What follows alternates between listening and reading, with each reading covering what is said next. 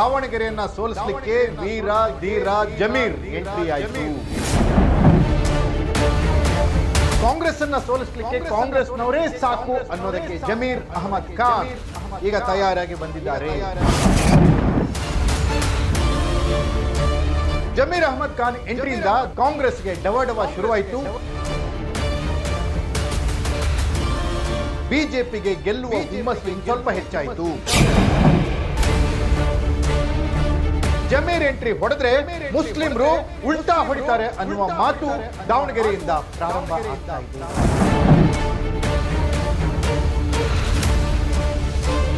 ದಾವಣಗೆರೆಯಲ್ಲಿ ಬಿಜೆಪಿಯ ಅಭ್ಯರ್ಥಿ ಶ್ರೀನಿವಾಸ್ ದಾಸ್ ಕರಿಯಪ್ಪ ಲಕ್ ಬದಲಾಗುವ ಎಲ್ಲಾ ಸಾಧ್ಯತೆಗಳು ದಟ್ಟವಾಗಿವೆ. ಮುಸ್ಲಿಮರು ಕಾಂಗ್ರೆಸ್ ಅನ್ನ ನಂಬ್ತಾನೆ ಇಲ್ಲ.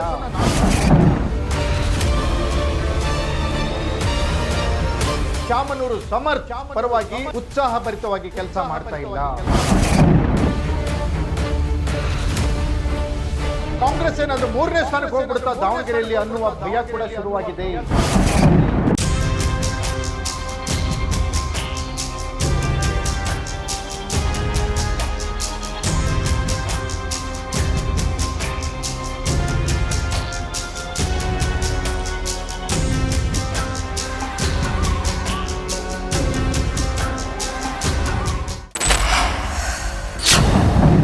Ladies and gentleman, ದಾವಣಗೆರೆಯನ್ನ ಸೋಲಿಸಲಿಕ್ಕೆ Veer Dheera Zameer entry ಆಯಿತು.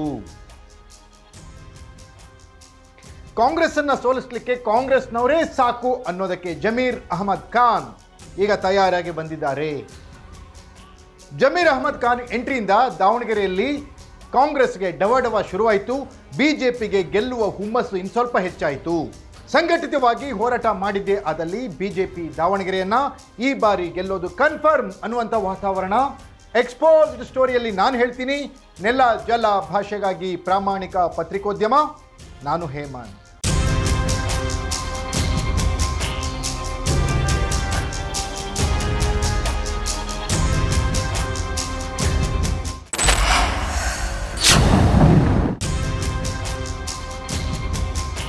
ಎಸ್ ವೀಕ್ಷಕರೇ, ತೀವ್ರ ಕುತೂಹಲ ಕೆರಳಿಸಿರುವಂತಹ ದಾವಣಗೆರೆ ಮತ್ತು ಬಾಗಲಕೋಟೆ ಉಪಚುನಾವಣೆಯ ಈ ಹೊಸ್ತಿಲಲ್ಲಿ ದಾವಣಗೆರೆಗೆ ಜಮೀರ್ ಅನ್ನುವ ಬಿರುಗಾಳಿ ಬಂದ ಅಪ್ಪಳಿಸ್ತಾ ಇದೆ. ಜಮೀರ್ ಎಂಟ್ರಿಯಿಂದ ಕಾಂಗ್ರೆಸ್ನಲ್ಲಿ ಹಲ್ಚಲ್ ಶುರುವಾಗಿದೆ. ಮುಸ್ಲಿಂ ಮತಗಳಿದ್ದಾಗ ಜಮೀರ್ ಅಹಮದ್ ಖಾನ್ ಬಂದರೆ ಮುಸ್ಲಿಮರು ಕಾಂಗ್ರೆಸ್ಗೆ ವೋಟ್ ಹಾಕ್ತಾರೆ, ಕಾಂಗ್ರೆಸ್ ಗೆಲ್ಲುತ್ತೆ ಅನ್ನುವ ಒಂದು ಭ್ರಮೆ ದಾವಣಗೆರೆಯಿಂದ ದೂರ ಆಗ್ತಿದೆ. ಜಮೀರ್ ಎಂಟ್ರಿ ಹೊಡೆದ್ರೆ ಮುಸ್ಲಿಮರು ಉಲ್ಟಾ ಹೊಡಿತಾರೆ ಅನ್ನುವ ಮಾತು ದಾವಣಗೆರೆಯಿಂದ ಪ್ರಾರಂಭ ಆಗ್ತಾ ಇದೆ.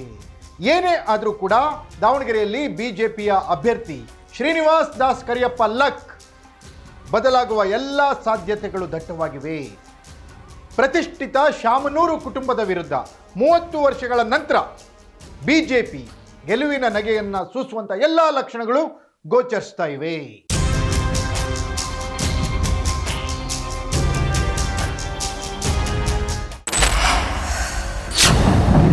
ಎಸ್ ವೀಕ್ಷಕರೇ, ದಾವಣಗೆರೆಯಲ್ಲಿ ಪೊಲಿಟಿಕಲ್ ಹಂಗಾಮ ನಡೀತಾ ಇದೆ.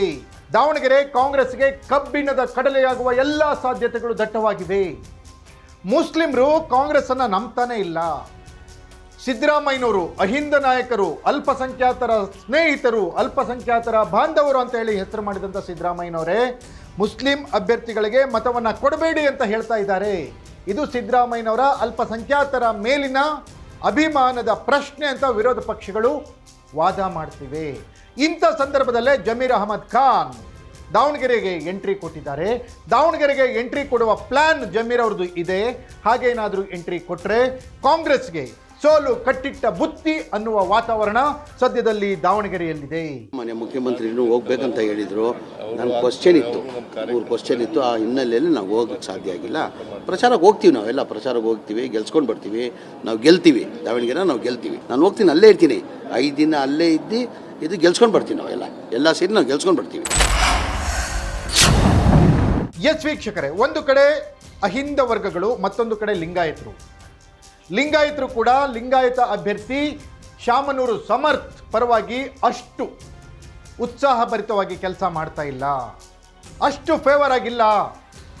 ಲಿಂಗಾಯತರು ಕೂಡ ಲಿಂಗಾಯತ್ ಅಭ್ಯರ್ಥಿಯ ವಿರುದ್ಧವೇ ಹರಿಹಾಯ್ತಾ ಇದ್ದಾರೆ. ಅದಕ್ಕೆ ಕಾರಣಗಳು ಹಲವಾರಿವೆ. ಹೀಗಿದ್ದಾಗ ಕಾಂಗ್ರೆಸ್ ಏನಾದರೂ 3ನೇ ಸ್ಥಾನಕ್ಕೆ ಹೋಗ್ಬಿಡುತ್ತಾ ದಾವಣಗೆರೆಯಲ್ಲಿ ಅನ್ನುವ ಭಯ ಕೂಡ ಶುರುವಾಗಿದೆ. ಶ್ರೀನಿವಾಸ್ ದಾಸ್ ಕರಿಯಪ್ಪ ಬಿಜೆಪಿ ಅಭ್ಯರ್ಥಿ ಏನಾದರೂ ಗೆದ್ರೆ 2ನೇ ಸ್ಥಾನಕ್ಕೆ ಯಾವುದಾದ್ರೂ ಮುಸ್ಲಿಂ ಅಭ್ಯರ್ಥಿ ಬರೋ ಸಾಧ್ಯತೆ ದಟ್ಟವಾಗ್ತಾ ಇದೆ.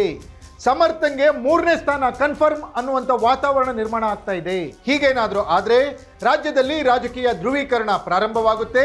ರಾಜಕೀಯ ಧ್ರುವೀಕರಣ ಪ್ರಾರಂಭವಾದರೆ ಮತ ಗಳಿಕೆಯಲ್ಲಿ ಮತ ಬ್ಯಾಂಕ್ನಲ್ಲಿ ಬೇರೆ ಇದೆ ಲೆಕ್ಕಾಚಾರ ಶುರುವಾಗುತ್ತೆ.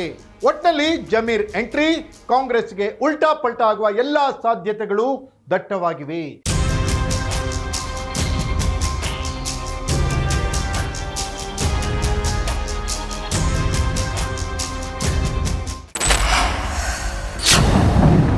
ಇದಾಗಿತ್ತು ಎಕ್ಸ್ಪೋಸ್. ನೆಲ ಜಲ ಭಾಷೆಗಾಗಿ ನೋಡ್ತಾ ಇರಿ ಫೋಕಸ್ ಟಿವಿ.